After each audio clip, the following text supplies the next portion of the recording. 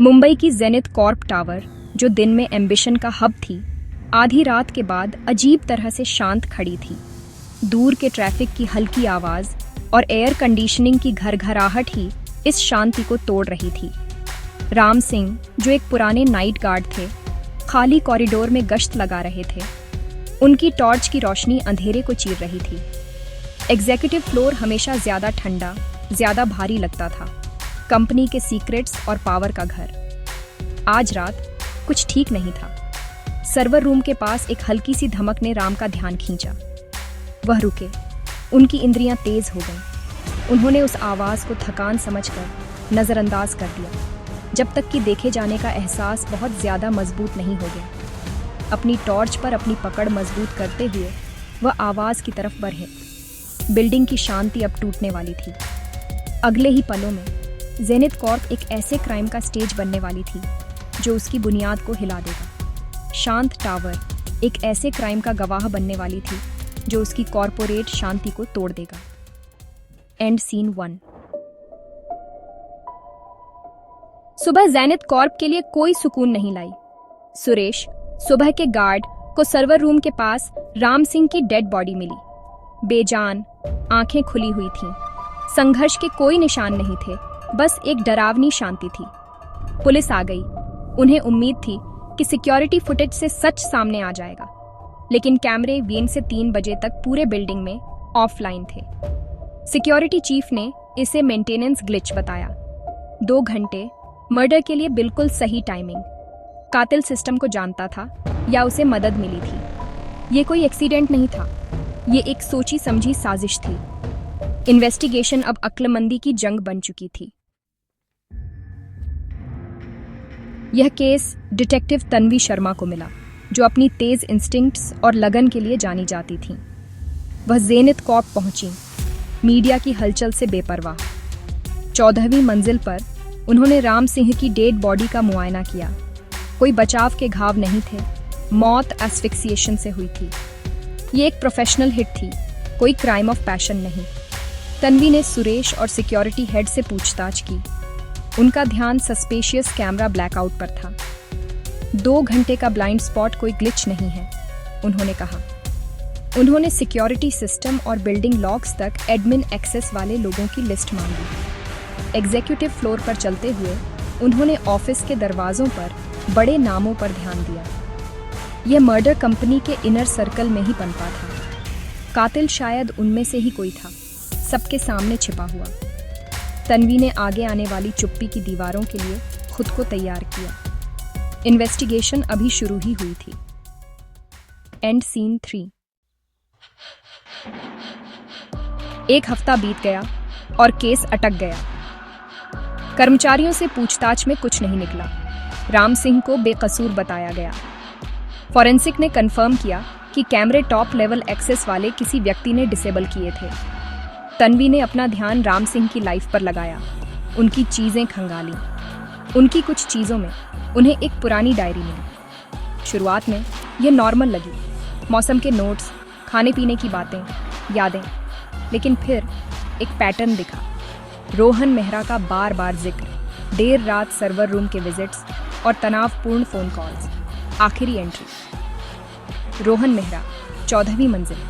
फिर से बात करनी होगी। डायरी सिर्फ एक लॉग से ज्यादा थी। ये एक चेतावनी थी। तन्वी को आखिरकार एक लीड मिली।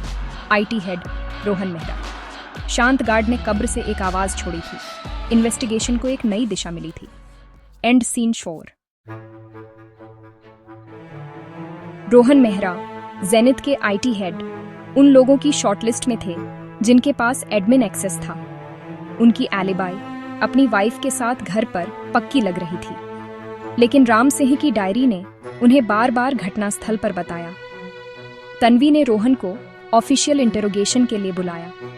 वह कॉन्फिडेंट होकर आए, साथ में उनका वकील भी था, अपनी बेगुनाही दोहराते हुए।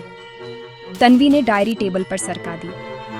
आपका नाम यहाँ है, हमेशा सर्वर रूम के पास, देर रात में, उन्होंने कहा। रोहन का संयम टूट गया, उनके माथे पर पसीना आ गया। उन्होंने डायरी को खारिज करने की कोशिश की, लेकिन उनकी चुप्पी ने बहुत कुछ कह दिया। एक गार्ड को आपसे इतनी ऑब्सेशन क्यों होगी मिस्टर मेहरा?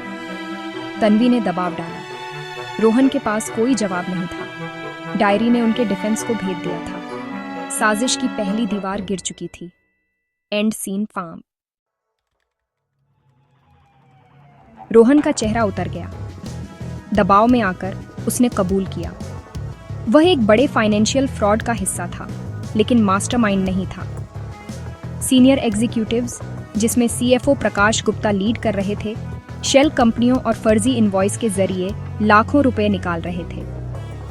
रोहन का काम डिजिटल रिकॉर्ड्स को बदलना, सबूत मिटाना और फर्जी डेटा बनाना था।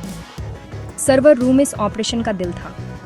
राम सिंह, हमेशा चौकस रहने वाला, देर रात के विजिट्स और सस्पिशियस एक्टिविटी पर ध्यान दे चुका था। उसकी क्यूरियोसिटी और रूटीन उसे एक खतरा बना चुके थे। एग्जीक्यूटिव्स का लालच जानलेवा हो गया था। तन्वी के लिए चीजें अब समझ में आ रही थीं। मर्डर का मोटिव साफ था। शांत टावर के सीक्रेट्स अब खुल रहे थे। And scene 6।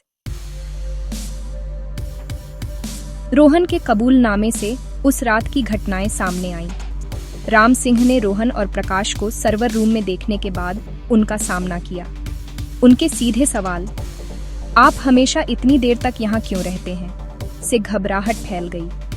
जब राम ने अपनी डायरी का जिक्र किया तो प्रकाश ने इसे खतरा समझा। डर के एक पल में प्रकाश ने एक यूटिलिटी क्लोजेट में राम का गला घोंट दिया। रोहन एक खामोश गवाह था। उन्होंने सीन बनाया, कैमरे डिसेबल किए और एक छिपे हुए एग्जिट से निकल गए। उन्हें लगा कि उनका क्राइम परफेक्ट था, लेकिन उन्होंने एक हाथ से लिखी डायरी और डिटेक्टिव तन्वी को कम आंका था। मोटिव, किसी भी कीमत पर अपने चुराए हुए लाखों को बचाना। सच अब पहुंच में था। अंतिम एक्ट शुरू हो चुका था। And scene 7। रोहन के कबूलनामे के साथ तन्वी ने तेजी से काम किया। उन्होंने वारंट हासिल किए, प्रकाश गुप्ता के ऑफिस और घर पर छापा मारा और सभी डिवाइसेस जब्त कर ली। जब तन्वी ने प्रकाश को गिरफ्तार किया तो उसका शांत स्वभाव टूट गया। फॉरेंसिक को शेल कंपनियों के डॉक्यूमेंट्स मिले और रोहन की मदद से सर्वर पर ओरिजिनल फाइनेंशियल रिकॉर्ड्स का पता चला। डिजिटल ट्रेल सीधे प्रकाश तक ले गई। यूटिलिटी क्लोजेट में एक सिंगल कश्मीरी फाइबर मिला। प्रकाश के घर पर एक मैचिंग स्कार्फ ने केस को सील कर दिया। सबूत बहुत ज्यादा थे, फ्रॉड, मर्डर और कवर अप। प्रकाश और दूसरे एग्जीक्यूटिव्स को हथकड़ी लगाकर ले जाया गया। टावर के सीक्रेट्स आखिरकार सामने आ गए। जस्टिस करीब आ रहा था। एंड 8। इन गिरफ्तारियों से बिजनेस की दुनिया हिल गई। ट्रायल एक सनसनी बन गया, जिसमें तन्वी के सबूत और रोहन की गवाही ने एक डरावनी तस्वीर पेश की। प्रकाश गुप्ता को मर्डर और फ्रॉड का दोषी ठहराया गया। उन्हें उम्र कैद की सजा मिली। रोहन को एक सहयोगी गवाह के तौर पर कम सजा मिली। दूसरे एग्जीक्यूटिव्स को जेल और मुआवजा देना पड़ा। फैसले ने एक साफ मैसेज दिया, कोई भी कानून से ऊपर नहीं है। तन्वी के काम ने साबित किया कि सबसे छोटी डिटेल, एक डायरी भी सबसे जटिल क्राइम को खत्म कर सकती है। राम सिंह की ईमानदारी का सम्मान किया गया। जस्टिस की जीत हुई। नैतिक ब्रह्मांड का आर्क जस्टिस की ओर झुक गया। क्राइम भले ही अंधेरे में छिपा रहे, लेकिन सच कायम रहता है। शांत टावर अब कभी वैसी नहीं रहेगी। End scene 9।